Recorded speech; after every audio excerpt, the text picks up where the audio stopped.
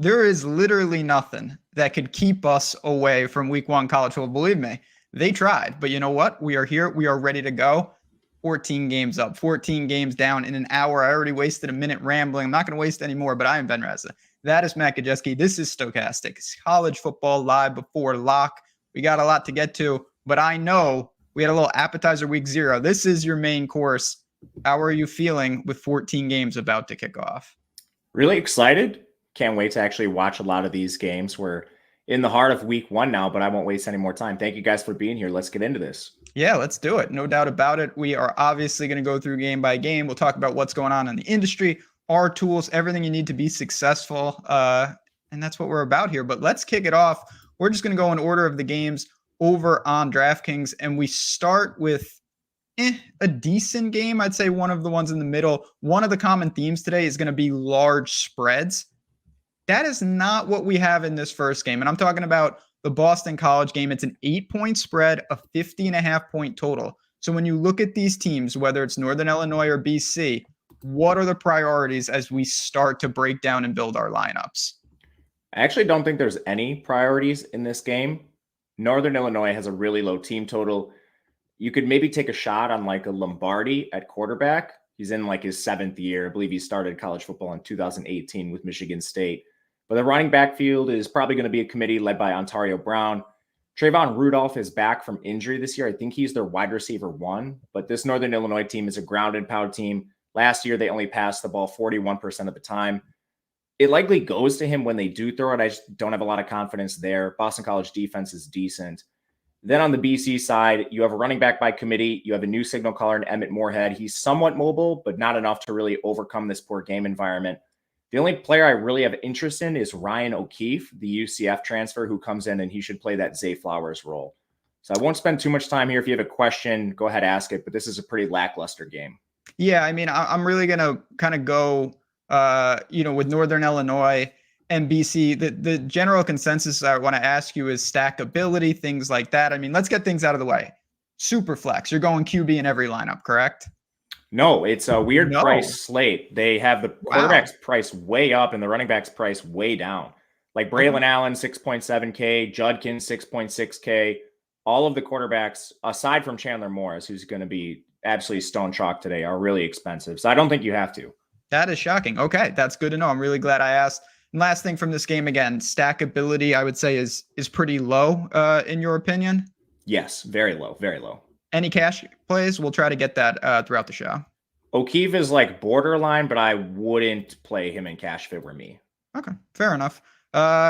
Let's keep it moving. Again, immediately we get to a big time spread. Virginia, Tennessee. We're talking about a 28-point spread, 4 touchdowns, a 56-point total, which kind of shows you what we expect from this offense. Tennessee, not Tennessee State, my friend behind the glass.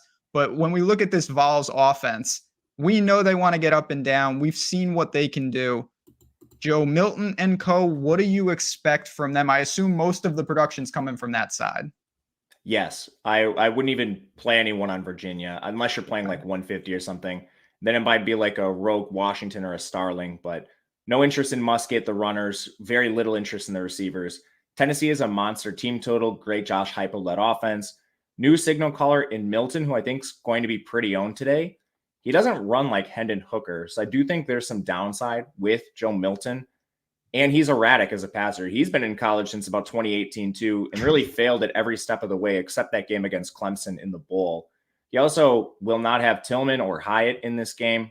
With that said, they did not do a good job pricing these Tennessee receivers. On DraftKings, they are all extremely cheap. And the most expensive guy is Squirrel White. He's, at least according to the depth chart, listed in a timeshare. They had 2 clear starters in Ramel Keaton and Brew McCoy. Brew McCoy makes the most sense. He was the clear starter last year, second leading receiver on the team. Him being cheaper than Squirrel White is pretty surprising to me. But yeah, Ramel Keaton, Brew McCoy, these are very good price-adjusted plays. The backfields appear timeshare. I think you can sprinkle those guys in if you'd like. I have no issues with that. They're going to score a ton of points. They're more GPP plays. But yeah, expect a lot of ownership on Tennessee. The last thing I'll say is receiving core is almost the opposite on FanDuel. Squirrel White's really cheap over there. So I do think he's a much better play on FanDuel compared to DraftKings. And if you're looking to stack up, say, a Tennessee team, you're okay with no run back, it sounds like, right?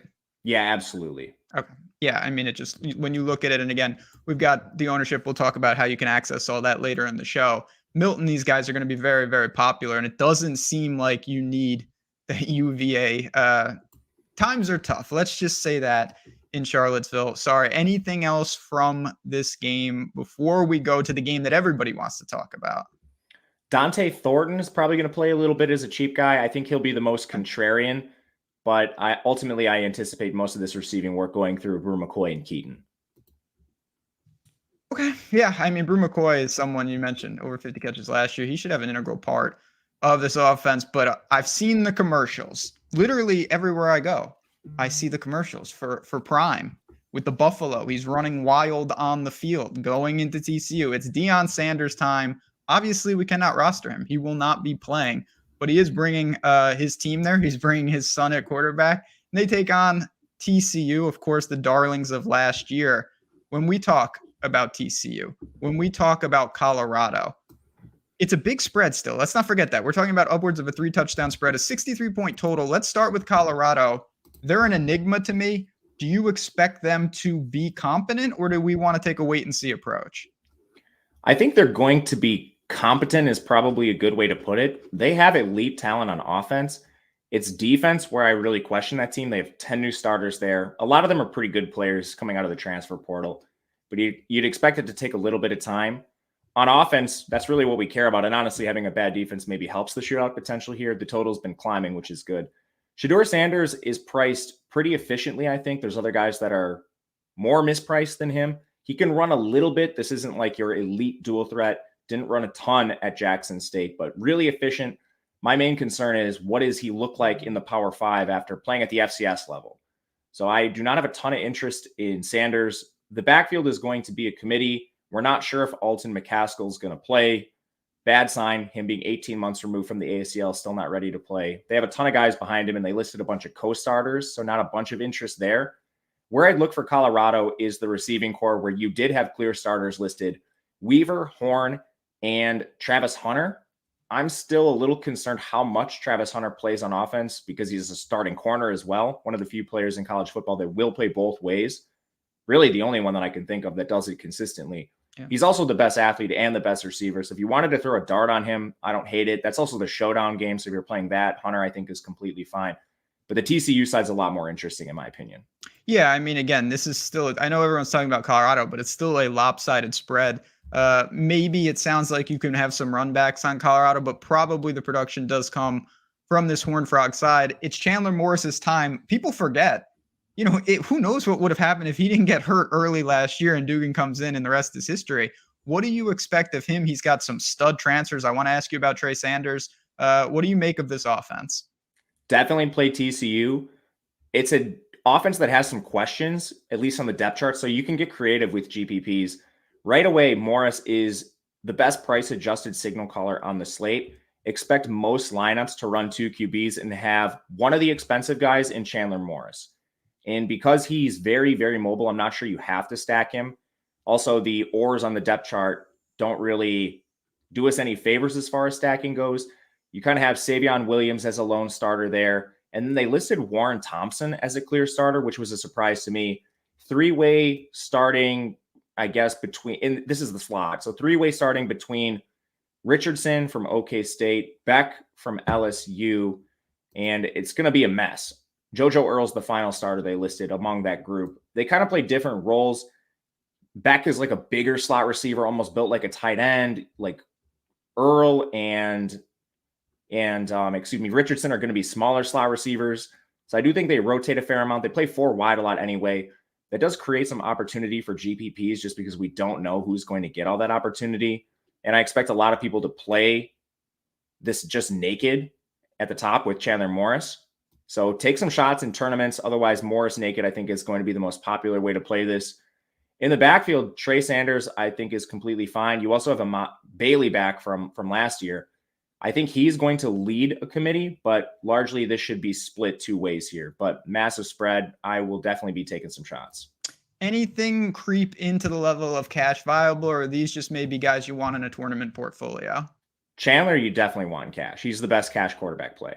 There you go. Any interest? And we're not going to get too much into this. You can always head to OddsShopper for all the picks. But did you bet this game out of curiosity? I bet Colorado. Ooh, inside 21, or did you find 21? I can't get 21, 21 and a half. It's not, or excuse me, 20 and a half. It's not going to get to 21 for me. Okay, I couldn't find 21 either. I did not bet this game. I did want to mention quickly, we're going to keep it moving, no doubt. But there is an offer that you guys, if you've seen it, great. But if you haven't, you like to do some wagering in your illegal state, I will give Caesar Sportsbook a quick shout out. I'm going to throw the link right into chat for you guys. What they are offering is absolutely fantastic. What it is, if you're a new user, you sign up with the link in the description of this YouTube video, you bet $50. Maybe you bet it on Colorado, maybe you don't. No matter what happens in that game, you're getting $250 in bonus bets. How is it going to be deployed? 5 $50 bonus bets once a week. So each week, boom, $50 bonus bet in your account. It is a great way to get some exposure to college football this year. Of course, we're going to talk about a DFS front. But if you're in one of those states and you don't use Caesars, really think about signing up and taking advantage of that. You got to be 21 plus. If you have a gambling problem, call 1-800-GAMBLER. Now we're getting dangerously, dangerously high spreads. We've got Arkansas State and Oklahoma. It's 35.5 with a 58-point total. Wow. I'm assuming that we can get Arkansas State out of the way pretty quickly, or are there plays that we should consider from this team? I am not going to be playing any Arkansas State guys. I think you could make an argument for a few of them. They have Corey Rucker back. He's a really good player. Jeff Foreman, their wide receiver, 1 last year's back. As a crazy run back in GPPs, I don't hate it, but this team ultimately has an 11-point implied team total. So we're talking really big tournaments if you're considering that. Everything we should be focused on is on the Oklahoma side. Dylan Gabriel, I think, is going to come in under-owned in this contest. This is an excellent signal caller. He's formerly a top 3 passer per Pro Football Focus efficiency metrics. Last year he got hurt, and we saw what happened when he was out. Davis Beville tanked the team. I think he's pretty easy to stack. You even have cheap options like Andrew Anthony for this team. And, I mean, you have Jaleel Farouk at the top. He's going to be very contrarian. Drake Stoops is kind of in the middle. He's an uninspiring slot receiver. So I'm taking shots on Anthony, the Michigan transfer, more than anyone else. But I think you could even throw in tight end Austin Stogner. Previously played with the team, spent a little bit of time in South Carolina last year before coming back to a situation he's familiar with. You definitely want to load up on this Oklahoma team. And I think another good place to do this could be the backfield, where we had Marcus Major listed as a co-starter with Tawi Walker. DraftKings clearly wasn't expecting this based on Tawi Walker's price tag. Neither was I, honestly. I thought it would be Javonte Barnes. But even at 3,700, if this tilts towards Marcus Major, what does Tawi Walker really have to do to pay off this price tag? He's in cash consideration. I think there is still a little bit of worry with the timeshare here. Major ahead of him. You have 2 4-stars behind him. And I do think Sawchuk and Barnes get a little bit of work in this game. But at 3,700, I don't think he really has to do a lot. Yeah, what happened to Sawchuk? I thought that guy was going to take over. He was so good against Florida State. It's not his backfield, obviously. No, he was listed as a co-third stringer with Barnes. Is there any world in tournaments where you have 2, like Major and Walker, and you consolidate all the rushing upside? I don't want to do that on this slate because there are so many mispriced running backs. There's a lot of opportunity cost at the position. Really, really cheap guys that are going to see a large workload or just handle crazy efficiency against like FCS teams. On that same note, are you comfortable with Gabriel and a running back in the same type of lineup? Yes, but I'm trying not to do that. Okay. And the final question, cash viable from the Oklahoma side? I don't think Gabriel is. There's some better quarterback plays at the top that I would pair with Morris, but I do think Tawi Walker's in the conversation. Anthony's cheap, but I don't think you need to get there. He's a great tournament play, in my opinion. Yeah, I mean, I will just give – people just don't like Dylan Gabriel, it seems like, and I'm a big fan. I think he's a dark horse Heisman candidate, and they're going to have a good year. But I don't think it's not going to matter against Arkansas State. But just in life, Dylan Gabriel knows what he's doing. Interested to see how he performs going forward, but we'll keep it moving. We've got Ball State and Kentucky, another pseudo 4-touchdown spread, 26.5, 49-point total. We saw this kind of story play out last night, in my opinion, when Miami of Ohio went down to Florida and just got steamrolled by Miami. I did have that. Shout out to me. I'll take my small victory lap. But you think that Kentucky is going to roll over this team. So I assume most of the production on the DFS side is coming from the Wildcats? Yeah, I largely think so. The only thing on the Miami, Ohio side is the Ball State side. I get these two teams confused, and I loved both teams playing against them. So excuse me if I say Miami, Ohio, I mean Ball State. They have a couple min price guys like Ty Robinson. So if you're playing the Kentucky side and stacking it, you could maybe run it back. But again, like Arkansas State, this is an 11-point implied team total. Not expected to score a lot of points. I do think there is opportunity cost with rostering one of these min guys as run backs. So I'm trying not to do it. For Kentucky, they bring back Liam Cohn, the 2021 OC. Offense is going to look much different under him. They're more pass heavy and just more dynamic overall. He's the guy that was basically the architect of Will Levis's career. So right away, I think Devin Leary is going to be contrarian. I mean, two of the top, I think GPP quarterbacks are Leary and Gabriel because there's so much going to be invested in Penix, Nix, and Joe Milton at the top with Chandler Morris as the other quarterback. You could actually get some really good under-owned signal callers in Leary, in Dylan Gabriel. We'll talk about Mordecai later. So I'm trying to play these guys. And Leary's not mobile himself. When you do play him, you definitely want to stack him. Fortunately, all three of his top receivers are back. None of them are expensive. I think there is a clear pecking order with Barry and Brown 1, Tavian Robinson 2, and Dane Key 3. They should be owned in that order. I don't have a strong preference. I don't think any one of them is going to be super owned on this slate, but this is a contrarian stack that I'm going to be playing a lot of for tournaments here. And that doesn't even include the backfield. You have Ray Davis coming in from Vanderbilt, one of the most efficient rushers in the SEC. I'm not sure how much life this Ball State team is going to have, but if they keep it, I mean, the spread's within 4 touchdowns. That's not crazy, which means Ray Davis should play at least a decent amount of this game. He was listed as the clear starter over Demi Sumo-Kangbai, which is important to me. I think Davis handles a pretty good workload and should be in play as well. Not for cash. There's cheaper guys I'd rather play, but for tournaments, another excellent option. Yeah, you mentioned, and again, just looking on the screen, not a ton of ownership might be allocated. We're talking about 14 games. So some of these games are definitely going to get lost, and I have a feeling this could be that. You mentioned Ray Davis. I don't see a ton else. Doesn't seem like you want Leary and Davis together, right? Right. Yeah. Anything else from this one? Poor Ball State. I don't really have a lot to say. I do like to give them their due, but no, like Miami, Ohio, I think is going to be a good team in the MAC. I think Ball State is awful. Yeah. TCU spread jumped to 21. I'm thinking of Colorado. What do you think? Oh. I'm not betting Colorado. I know you may. I already bet it. I might do it again. I'm going to look. Yeah, I can't do it. I don't think TCU is that good, honestly. Oh, got a 21. Let's go. Okay. Maybe I'll get on them live. It wouldn't be a slate without Iowa. Obvious. There's like 70 games today, but they had to do it. Why they play Utah State? Nobody knows. It's a 23.5 point spread with a 43-point total. Real good. You got Utah State. You've got Iowa. It legitimately can't be worse than last year. So you can take this game on its whole here. With McNamara taking over, Utah State's got to go up against a strong Iowa defense. This seems like a horrible game for DFS. Not ideal. Definitely don't play anyone on the underdog side. Iowa, there are some intriguing guys. I think they're always really cheap, and we could see the offense be a little bit better. I am expecting McNamara to play in this game. He's been banged up all camp, which has been a headache, but should be good to go here. I think immediately you can look at the running back situation. I think it'll be better than last year. Just they return all their offensive linemen basically, and they can't get worse. Caleb Johnson was actually one of the most efficient running backs in the country. You look at yards after contact per attempt, forced missed tackles. The guy was electric. So if he gets better offensive line play, I think he stands out. He should lead the backfield. They'll probably give LaShawn Williams some carries, but Caleb should handle a decent amount. And then, I mean, like their tight ends, Luke Lachey at 3,800. How many times last year did we see Sam Laporta just like eat 14 targets at this price tag? Again, opportunity cost. The slate is not efficiently priced. I don't think you need to get to Luke Lachey. I only have a tiny little bit of him. Just I am playing 150 today, so he pops up occasionally when you play that many. But that's where I'd look if you are playing an Iowa guy. Caleb Johnson, Luke Lachey. Not much else to say about this game. No real stackability. Negative.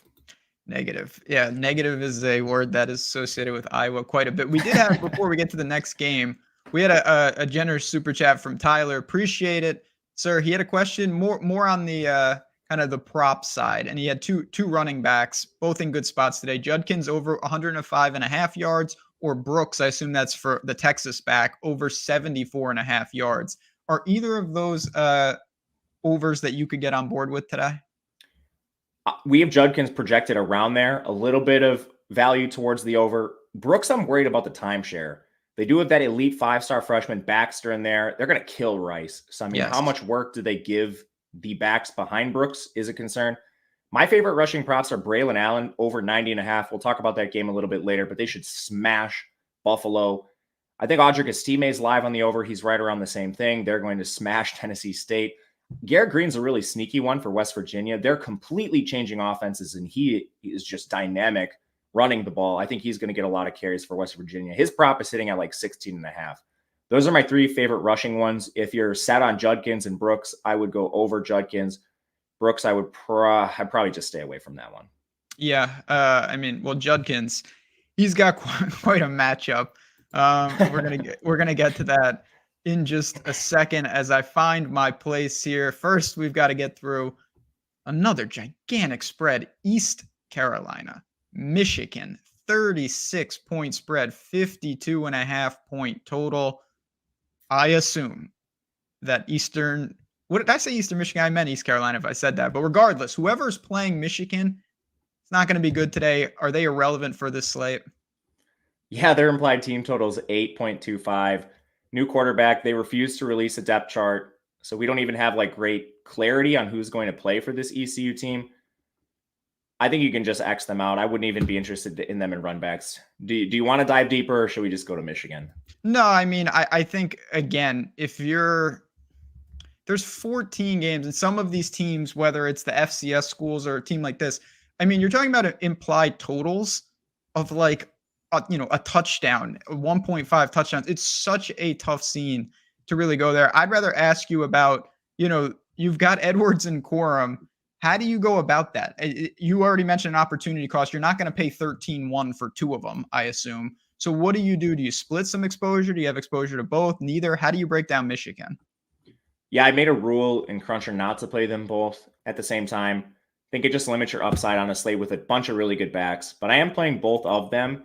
They're kind of plays I'm sprinkling both of. I mean, you have to compete with Bucky Irving, Estime, Allen, Judkins, Davis. So there's a lot of good plays that are in essentially backfields to themselves. This will be split, but I mean, last year we just saw both of these guys run wild at various points in time. This is probably the best non-con player, or I guess non-con team Michigan's faced in 2 years. So I do think Corum gets a decent amount of run. Edwards should get a decent amount of run behind him. You're just hoping they can get there on like their 12 opportunities, which they've done many, many times. So I'm comfortable sprinkling these guys. They do carry considerable downside though. What about Roman Wilson? What about JJ McCarthy? These type of players not going to be needed, I'd assume, late in the game. Is there any intrigue just being different? Not much for me. I'll check my player pool. I'm pretty sure I don't have any of these guys. I X'd out JJ McCarthy. I have one lineup with Roman Wilson, I guess. He just popped up as a one-off. His price is okay at $5K. But I mean, we have a good sample of Michigan just beating the snot out of really bad teams, both in the Big Ten East and in their non-conference play. They schedule the easiest non-conference of all time. They do take their foot off the gas. They bring in like Khalil Mullings, a former defensive like linebacker, plays running back for them in blowouts. I mean, this team's a mess, especially in blowout situations. Even if Roman Wilson or Cornelius Johnson, who's questionable, if one of these receivers catches like an 80-yard touchdown, how many more catches do they get? I mean, at like the 16 points that you get from that, is it enough to even be in a winning lineup at 5K? There's so many options that I just don't see there being a lot of upside with Michigan pass catchers. I assume you didn't bet this. I did not bet this. No, unbettable. But if that's unbettable, I don't even know what to say about the next game. I don't even have a line. I couldn't even find an FCS line. It's obviously, I assume, 40 to 50 points. That's because Mercer, I'm going to declare them a new team for the show. We have never discussed Mercer on the show. I can guarantee you we will never discuss them again. So savor this moment for whatever they are. I think they're the Bears, but Mercer and Ole Miss. I mean, I can't imagine you tell me that Mercer has anyone playable, but maybe they do. Micah Bell is a bell cow running back for this team. He's the stone minimum. I mean, they played week 0. He had 20 carries. I still think that there's a ton of opportunity cost there. So if you're playing 150, like he might pop up in like a couple, I would just X him out. He's not going to score a lot of touchdowns. You have a million backs on this slate. I think you can just X Mercer entirely. I would X every FCS team on this slate. Yeah, it seems pretty dire, but I kind of want to ask you more overarching. So we get situations like this. We know that, Mississippi's going to rack up a ton of points, but you're talking about production in maybe 2 to 3 quarters. It still could be 45-0 at halftime, though. So is that something when you look at a guy like Judkins, when you look at some of these other guys, that they still are firmly in play? Is it impacting their floors, their ceilings? How do you break down situations like this? I just think it makes them more volatile. We saw this with John Rice Plumlee on Thursday. Even when teams like get out to 40-point leads, somebody has to contribute to get them to that lead. So I think you got to like find a balance here. No, playing a half of football is not great, but I mean, if Mississippi is winning 40-0 at half, did Judkins have something to do with this? Probably. And he's not expensive. That's the thing. Like Rice Plumlee, the fade was a little easier and it didn't work. But I mean, if you wanted to consider it, he was like 10K, I believe. Judkins is in the mid sixes. The fade on Judkins at this price, I think, is very, very difficult here. His ownership is actually reasonable. I don't think that's anything to do with Judkins. I think it's just because you have a ton of alternatives. Braylon and Bucky Irving, Estime, I won't keep naming them. There's a lot of really good backs on the slate. Judkins is a guy I'm going to be playing a lot of. Cash viable? Yes. How big is the drop off between Judkins and the second most prevalent Ole Miss player in your lineups? Massive. I don't think I have another one. Okay. I might have some of the cheap receivers. Okay. Yes, I have a little bit of like Dayton Wade, who's very cheap. No Dart. No Dart. I X Dart. He's named the starter, but I think that's only a name only. They're going to crush Mercer. They're going to play Spencer Sanders today. Don't you think? I would assume. Now, I don't know what happens. He wasted the final year of his college career. They're going to play him. Don't get me started on Oklahoma State in general. But yeah, going forward, who knows how that shakes out. Here, I would expect both of them to get their tough scene for Walker Howard. That's a show for another time. But what's there to say? You've got Judkins, you say cash viable. I don't think there's really anything else to this game. It seems like an isolated play and you move on. Yeah, they're going to run a ton, but if you want to take a receiver like Dayton Wade's cheap, he was listed as a starter. That's because Zachary Franklin's injured. Trey Harris, Jordan Watkins are their other starters. They do have a big team total, so like a dart could be warranted. If you're doing that, I would probably just play Caden Prieskorn, their tight end from Memphis. He's cheap enough where I think the dart could pay off. But yeah, Mississippi or pass, largely focused on Judkins. I think their backup behind him is going to be a timeshare between Ulysses Bentley and their 4-star freshman, Kendrick Riscano. So it's not too interesting. There's not like a clear backup. They also have Jam Griffin. He came over really late in the summer from Oregon State. It's going to be, again, just the nature of week one. We have to deal with it. There's nothing that we can do. I will say, though, it becomes that much more important because Lord knows I'm not breaking this stuff down, but I know you are. And you are the brains behind all the data that we have on the site, whether it's the ownership, as you can see, the projections and whatnot. And it's all available in our college football package. If you're looking to play some DFS, there would be no better time because you can still get 50% off with that code Blitz. I'm going to bring it on the full screen just for a second here. And you see this 50% off your first week with that code Blitz. The link is in the description. There's just no reason not to have this if you are serious about playing college football DFS. It pays for itself over and over just with the time that you save. Never mind that I think it gives you an edge. Just saving all that time and not having to dig in to Mercer and these teams on your own is worth the price of admission. So take advantage of that. We've still got a handful of games left, but we're making beautiful time because we are cruising through these games because they're horrible games. And that's going to continue because Portland State is a new team on the schedule here. They are not a FBS football team. I've got that on good authority. They're about a 50-point underdog here, taking on Oregon. You mentioned just no FCS, so that would count for them as well, wouldn't it? Mm-hmm. Okay. Sorry, Portland State. I did bet them in college basketball a couple times, but that's not relevant here. What is relevant, what does this mean for Bo Nix, who had a very impressive year? He's getting a lot of buzz for big-time awards.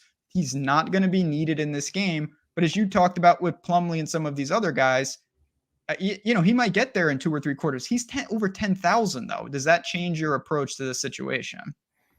He still projects well, but Chandler Morris is the best price-adjusted quarterback play in the slate. He's in the same tier as like Bo Nix, or excuse me, he is Bo Nix, as like Joe Milton and Michael Penix, but he does come with more opportunity cost. The only thing I'll say about that is 10.1 doesn't really matter today when you have Judkins and Davis and Allen. The running backs are just absurdly priced. So you can get to Nix pretty easily. I think you should mix him in. We saw what Plumlee did nuking the slate at a price like this in basically limited action against Kent State. Could very easily happen here as they just try to get their offense installed. They have a new OC, so I mean, they are kind of ironing out some kinks. We'll see what happens, but Nix in play. Don't think he's like a standout or anything. I will be playing some. Stacking him, I think, is fine too. You have the clear number 1 in Troy Franklin.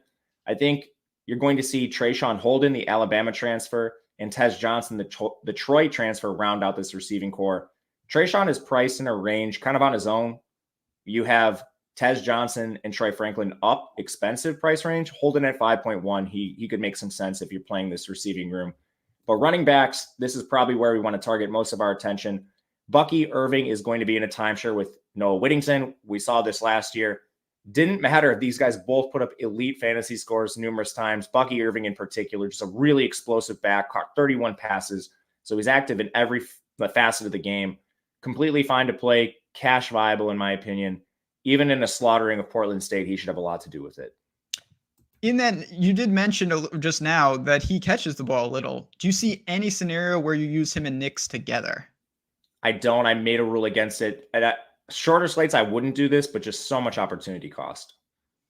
Anything behind him with Whittington, or is it just let's stick to the prevalent players here and move on? Whittington's completely fine. He's a bit cheaper at $5K. He catches the ball too. I have a little bit of Whittington. No issues going there for tournaments. Okay.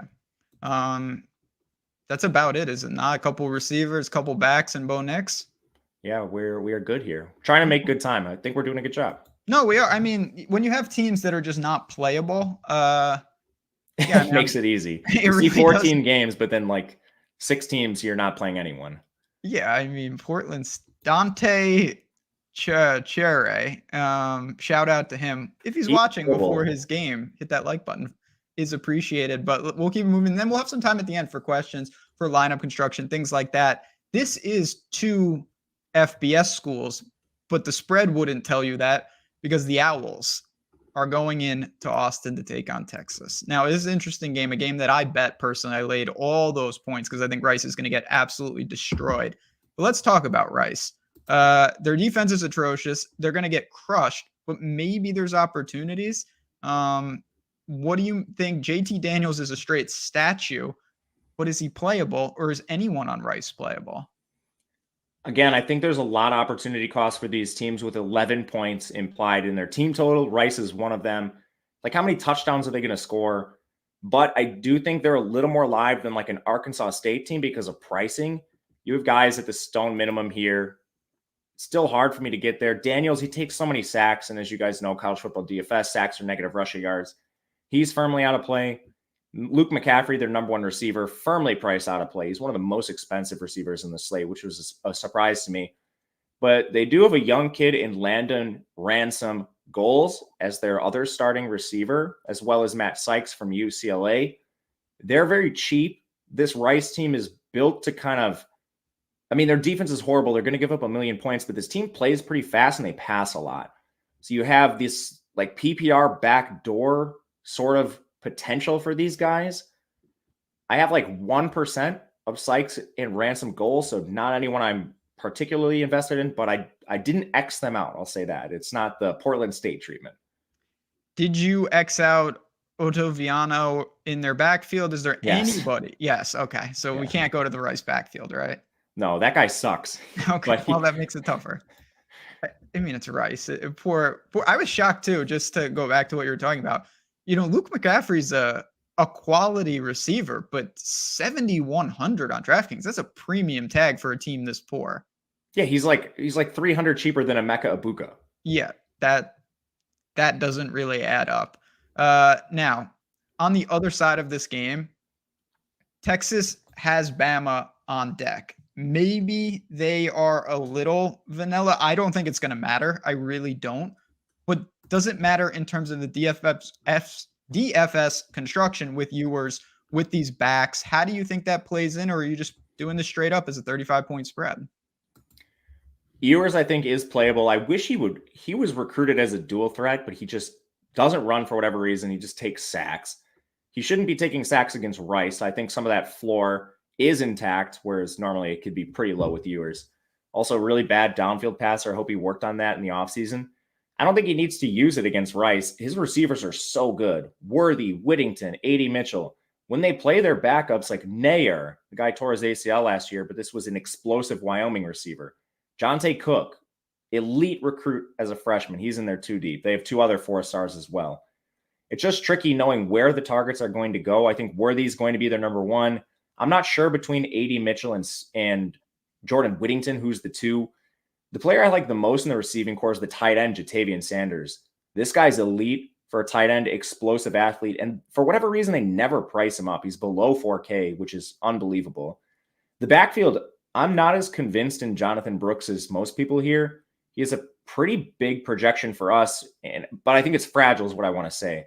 They have the 5-star Cedric Baxter behind him.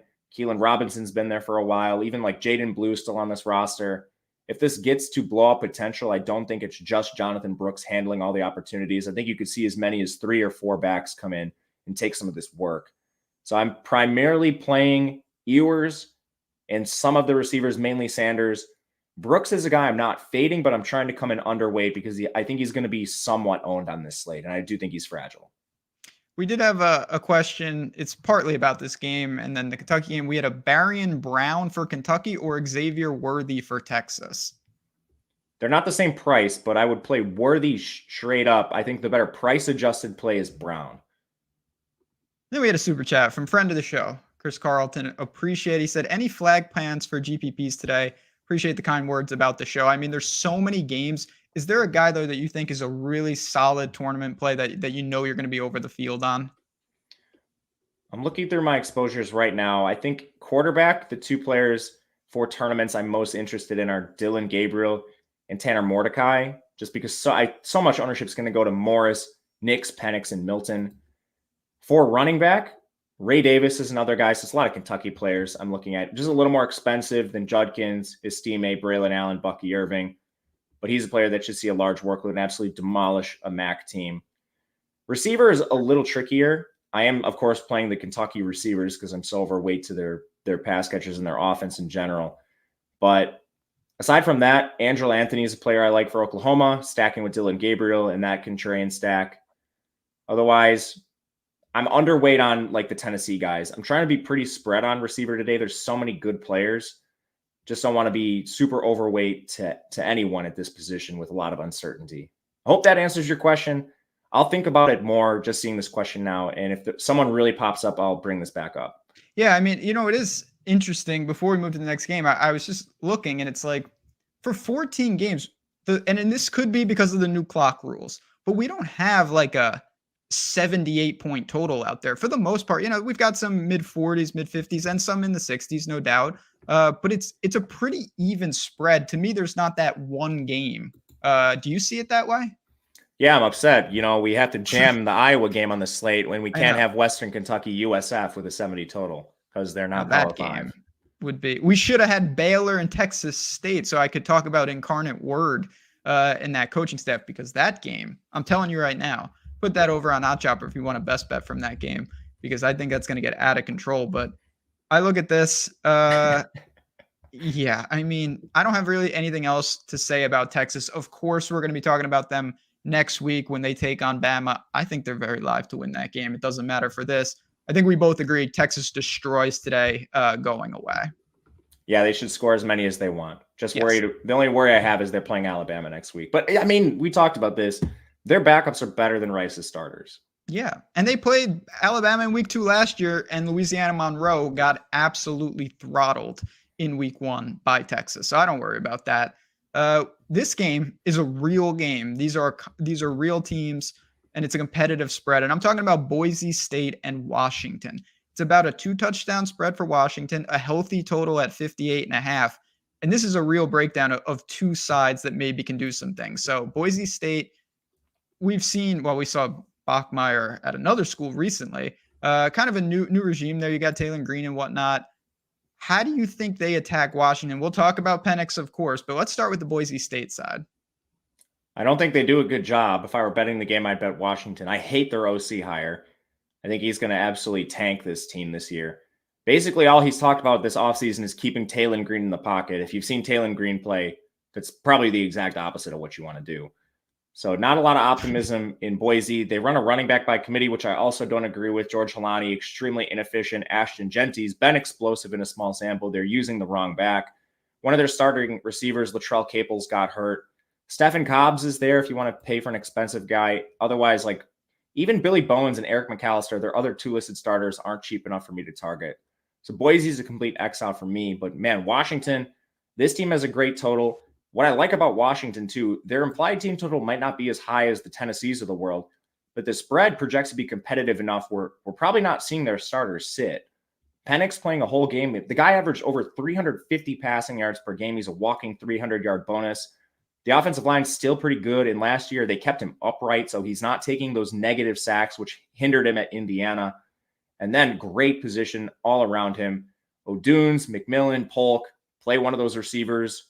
I mean, outside of tournaments, the case to fade them is just ownership. They're elite plays, and cash, you want at least one. Backfield, I also like Dylan Johnson. I think he splits work a little bit, but he's the former Mississippi State ball carrier. Really good pass catcher, so he fits this offense extremely well. For cash games, I think Penix is my second favorite quarterback behind Chandler Morris. And I'd say that just because I find him to be a little safer than Joe Milton and Nix, and the passing upside's elite here. Plus, you're probably playing a Washington receiver in cash too. How many Washington receivers, not in cash, but for tournaments, are you comfortable leveraging with Penix? Now, you mentioned he doesn't have dual threat ability, so all his production is going to be coming with wide receivers benefiting. Can you allocate, O'Dunes and McMillan and Penix together for a 3-man stack? I probably wouldn't. A lot of opportunity costs on this slate. I made a rule to only play one of them in a lineup unless Penix is in it. So that's how I'm treating it. But I mean, they're all really good plays. It's hard to pick between them.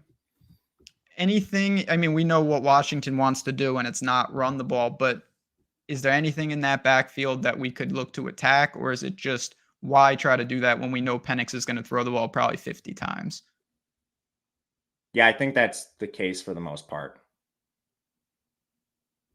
And you're not worried about runbacks, right? In the sense, if you play Penix and one of these receivers, you don't care to force a Boise State on the bring back? Yeah, I'm not playing many Boise State guys. Man, you're down on the blue turf boys. Yeah, they suck.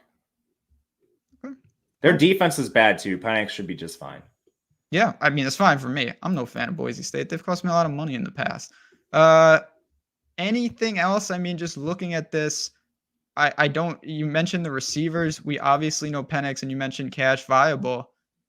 I think that's about it. Not really any pay down options from this Washington squad, correct?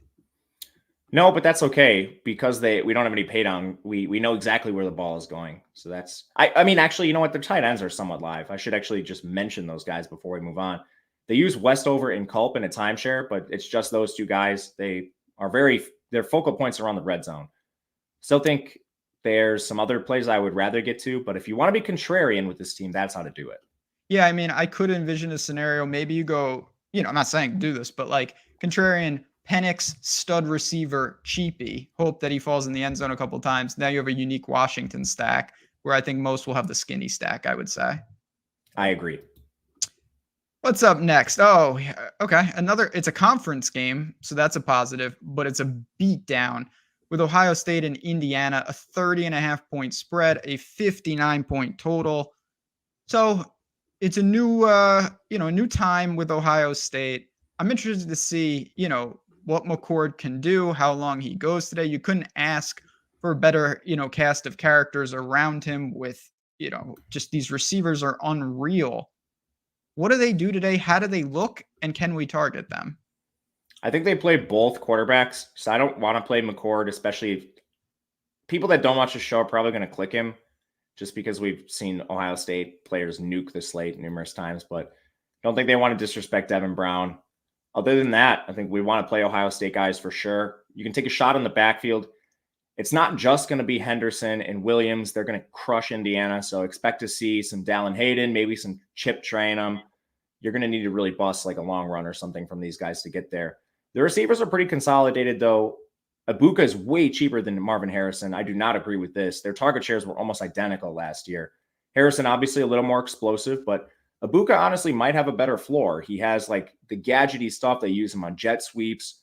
So he's the guy they use like on carries and these weird plays, sort of like the former Paris Campbell role of the offense, if you will. So I like Ibuka a ton. I would rather play him than Marvin Harrison straight up. It's basically just those two guys that get the ball. You could fire a dart on like a Stover or a Fleming. But other than that, don't know how much they're going to play. You probably see like Carnell Tate at some point, Xavier, their fourth receiver.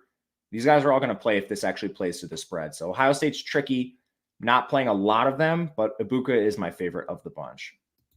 Yeah, I mean, it's just so many ways, so many weapons, and crowded. You can see there the ownership, not an immense on a team like this, but it's also there's 28 teams, even with the garbage ones. So things are diluted. Indiana, I mean, I don't know. It looks pretty bad for them. What can they bring to the table? Can they score on Ohio State? Are they run back options, or are they irrelevant like most of the teams that are 30 to 40 to 50 point underdogs today? Yeah, ignore Indiana. They didn't list a starting quarterback, so we don't even know who's going to be out there. They should start Taven Jackson, but I don't know if they're going to. Running backs, the committee. Cam Camper is the only guy I think you could use. Maybe EJ Williams. He's the stone min, but he was awful at Clemson. I'm not really trying to play him. Camper's coming off an ACL as well. So, I mean, like, what's he look like? I'm not sure. I'd rather just X Indiana. Yeah, I mean, Cam Camper had some games early before he got hurt. It just seems, and I'm trying to read the tea leaves, but like, if they're down by 40 points and the guy's coming off a knee, like, wouldn't he be one of the guys, pulled off the field pretty quickly, even though they're down? It just seems like maybe you're not getting the full upside. Not to mention they might just be ineffective and score 3 points today. Yeah, I agree. Andrew Martinez, does Mercer have any bare min plays that you could throw a dart on? I think you mentioned a running back, right? Micah Bell, I would not do that. Yeah, it's Mercer. DK saying Travis Hunter is questionable. Okay. So there was a tweet from a Colorado beat saying Travis Hunter is dealing with a bruised sternum. That's all it says. Doesn't say he's missing the game. That I don't know. I don't know why DraftKings put him as doubtful. It doesn't say that at all, but. Well, that could be, if you want to go full game theory, there will be a lot of people who don't research it and just do not play him for that very reason. So. Yeah, I mean, on the main slate, I probably wouldn't play him now. It's just, there's a lot of opportunity cost. It's not worth it. They are the showdown, though. I'm not taking him out of showdown. Okay. Yeah, and so we should, I mean, the game starts in 10 minutes. Yeah, of course. I can't slander beat reporters anymore. I got in trouble on Twitter. But someone's at this Colorado game, probably in the press box, hammering hot dogs. They should maybe take a look out of the box and see if he's on the field. Yes.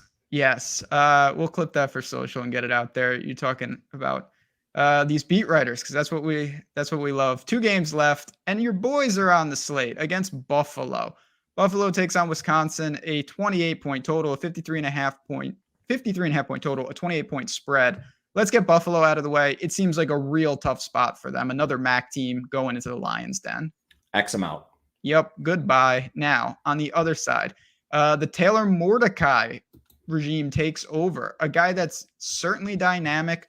We've seen him. He's got dual threat ability. I like him. What is he going to do? Is this offense going to be more dynamic? And then talk to me about this running back. You already mentioned that you do like him. Yeah, it's going to be dynamic. I think they're going to be balanced, is the best way to put this. They're not going to go full air raid like UNC last year. Longo previously had Michael Carter and Javonte Williams in an offense too. So he's very good at designing an offense based on the player personnel you have. So with that said, they have 5 returning linemen. They had 2 premier transfers. You have Braylon Allen. I don't think this is just going to be full aired up, but they're certainly going to improve upon that woeful pass rate of last year. All that I think is great for the offense. I think it makes Mordecai a sneaky GPP play. He doesn't take sacks. He can run a little bit. Back-to-back 3,500 passing yards. receivers for days. Their top 3 guys are back. Bryson Green, Will Pauling, they all come in via the transfer portal, so you have options across the board. I think that matters more for Mordecai than the receivers themselves. If you force me to pick one, it would be Chimere Dike 1, Bryson Green 2, Pauling 3, and then Braylon Allen. I mean, the guy is no longer going to be running into just 8-man boxes every single carry. He'll get that occasionally, but it should be way more open for him, more passing, which helps his PPR floor. They will use Ches Malusi here, but honestly, this offense is going to run much faster. North Carolina, they had to use multiple backs just because you can't have one RB on the field for 70 plays a game. So don't look too much into that. Maybe a real deep GPP Ches is fine, but ultimately what I'm trying to say is I don't think this hurts Braylon, and he's an excellent play. And it seems like, just given the nature of this slate, I've asked you this question several times. I think the answer has been no every time. Do you have any interest in using Mordecai and Allen together? I do not on this slate. You're on it, Ben. It's just 14 games, mispriced slate. A lot of opportunity cost for that. Yeah, and again, when we talk about smaller slates or just ones where there isn't as many value plays, that ability to correlate that value, even in non-correlated situations, can really help. But I see exactly what you're going for here with 14 games. You just can't mess around with that. And it sounds like you already mentioned, just for people in the props world, that you think that Allen's very live for a 100-yard bonus potentially. I do. Okay, that'd be good, because I bet that over on that prop. Hopefully I don't lose on the hook. That guy from Stanford last night, by the way, that tight end is amazing. Rasa, he's my guy. Really my prize picks did not come through because I messed up some other ones, but the Rasa one was cool. It's a long season, and we've got all that more. Again, I do just want to give a quick shout out. I know you guys are here on Stokastic watching this, and we appreciate all of it. If you're not part of it, subscribe to the channel. And if you want betting content, Odd Shopper, YouTube, me, Matt, and the whole team over there breaking down this stuff from not a DFS perspective, a betting perspective. We got Betting You long form. It's a great show. It's a good time. Available on podcast as well. So if you were looking to take it to the next level, go check out Odd Shopper after the show. Have some fun. Live a little. One final game. Oh yeah, this is good. We end on a beautiful note for this slate. I was thinking, what's the last game? When I saw this, I was just like, what? The Fighting Eddie Georges go into Notre Dame to take on the Irish. Tennessee State is on the slate. Wow. Notre Dame will be respectful and they won't run it up, but what an overmatched team here for Tennessee State. A cool experience for them, but they're going to get destroyed. And I would strongly suggest, as you would too, do not play anyone from this FCS school. Yep, 100% correct. All right. Well, we get to close it out. I mean, I guess this is a step down from Navy, but Navy looked pretty bad. So another good matchup for Steamy and these guys. Hartman, I don't think will have to do anything. Let's start with him. Just not enough run, not going to be needed, or could you play him in a contrarian build? I don't think he's going to be owned at all. With that said, I don't think the juice is worth the squeeze on him at that price. I'd rather play Nix. There's just a ton of really good quarterback plays that are going to get more run than him, and other quarterbacks that can run. Hartman is mobile, but he's not going to need to do that at all. So it's a steam or pass for me for this team. Against Navy, they killed Navy. He still carried 17 times, and he did have a fumble in that game, so they kind of punished him for a little bit of it. You could very well have seen him over 20. So, I mean, he's going to get run early in this game, and this is a situation where if they get up by 40 points early, what does this team may have to do with that? Probably a decent amount. Cash viable? I think he is cash viable. There's like 4 running backs I'm debating for cash.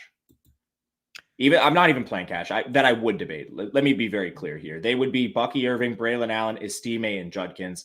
Certain builds, I think you could go down to Tawi Walker, but those top 4 are really, really clear, I think. A couple questions before we bounce on out of here. We had a Bailey or Brooks? I think Bailey. I'm a little concerned with Brooks. I think Texas is going to use multiple guys. I think it's 2 guys in TCU and maybe 3 for Texas. I lean Bailey, but it's not a super strong take for me. Are there any, you've talked about, some pay down guys, Tawi Walker. Are there any min price receivers that you think could be reasonable in a portfolio? Oh man, min price receivers. Let's find the top projected ones. They're like basically FCS guys or, like Buffalo guys. I don't think I have anyone min priced in mind. I have a little bit of the Rice guy, Ransom Goals. Yeah, it's pretty bleak down here. Not great. You don't need it. That's the thing is you don't need to do it. No. And sometimes you can't force it in. Again, there's just no reason to do that. Better stack today. Kentucky, who again, it gets Ball State, or a Washington team that you've mentioned really could take advantage of Boise. Washington's the best stack on the slate, in my opinion. The only reason to get away from them is the size of your tournament. Yeah, I mean, there's really not that much else. We don't have, we had one from Alex Weaver, friend of the show. Savion Williams and Tawi Walker, or Warren Thompson and Estime? First side. Yeah. That's a weird one, though. That's pretty close. Washington's best stud on the board. Yeah, I agree. Marquez possibly sitting. Austin would look good, or Hattie? Can you give me last names on those? Yeah, I don't know. I'm not exactly sure what we're talking about. This is like one of my weaknesses for those of you in the chat is like, you could say Estime and I'd be like, who's that? Give me the first name. I don't know why my brain just like the single name, I can't get it. So this is a personal weakness. No. It's also, there's so many games and some of them it's just like Williams or Davis. And it's like, for GPP, would you rather go Dylan Gabriel and let me see if I can pull a name on Anthony? That's Andrew Anthony. I got this one. And Pennick and Polk, which is a stack. If it's a decent sized GPP, I'd rather play Gabriel and Anthony. The Penix Polk stack's probably going to project a little bit better. But again, I think you're getting pretty decent leverage on the Oklahoma side. So we got about 60 seconds left. Can you give an elevator pitch? Again, with 14 games, we do our best. But on FanDuel, is there anything in particular that you can tell the people? Because you are, again, you're everywhere. A 60-second FanDuel high-level thinking for us on the way out? Yeah, Caleb Williams is over there. He's the highest projected quarterback on the slate. Jarquez Hunter is facing UMass. He's easily the best running back over there. Receiver-wise, I don't think it's too crazy different. You have the two elite stacks like Marvin Harrison, O'Dunes. It's all the same guys at the top. Squirrel White, definitely a better price over there. Yes. And just little things like that. And again, it's just one more reason to get inside the ropes. You want FanDuel, boom, you just toggle over to FanDuel. It's on the screen right now. 50% off with that code BLITZ for this week. Take advantage of it because there's so many big signal callers. There's news all over the place. Depending on what site, it really will change. Perfect way to end the show. Let's go UMass. That's right. We're going undefeated. No better time if you have any questions for anything. Matt_Gajewski, Raz DFS on Twitter. Special shout out to the third member of our team, Nolan Kelly, coming up in the clutch with those Iowa memes. Let's get that off the screen, but everything else ran very smoothly. Week 1 in the books, friends. Good luck. Enjoy. And of course, you'll be catching us each week, counting you down to lock here on Stochastic. I hope you enjoyed. Win some money and tweet us, and we'll talk to you guys soon.